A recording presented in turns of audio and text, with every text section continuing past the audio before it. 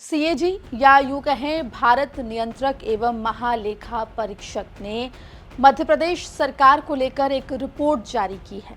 मध्य प्रदेश सरकार को लेकर जो रिपोर्ट जारी की गई है वो साल 2021-22 के लिए जारी हुई है और इसमें मध्य प्रदेश के कई विभागों के ऊपर सवालिया निशान खड़े हो गए हैं।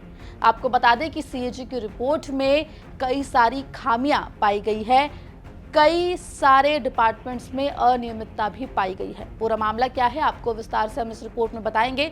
नमस्कार, आप देख रहे हैं एमपी तक और मैं हूं आपके साथ आकांक्षा ठाकुर। आपको बता दें कि सीएजी की रिपोर्ट में मध्य प्रदेश के कई विभागों में हेराफेरी के मामले सामने आए हैं। इस रिपोर्ट को सीएजी ने बीते साल 2023 के मार्च महीने में पेश किया था। कैग की रिपोर्ट में पर्यावरण संबंधी कार्य, प्रदेश के पीडब्ल्यूडी विभाग, ऊर्जा और उद्योग विभाग में हुए काम में अनियमितता की बात कही गई है।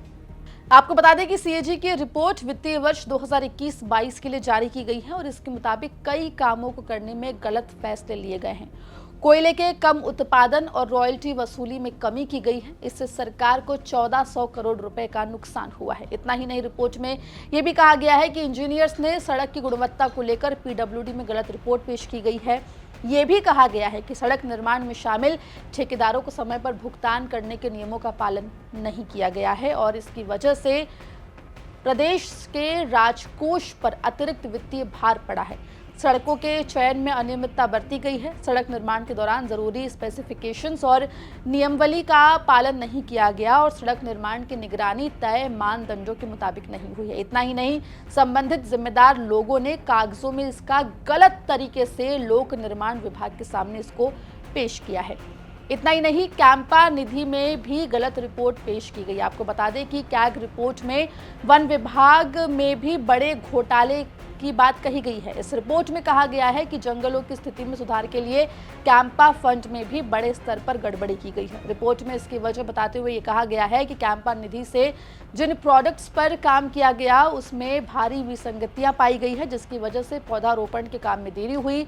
इन कामों की विस्तृत रिपोर्ट में भी कई खामियां पाई गई हैं। इतना ही नहीं, पौधारोपण के समय के गलत जगह का चयन भी किया गया बताया है।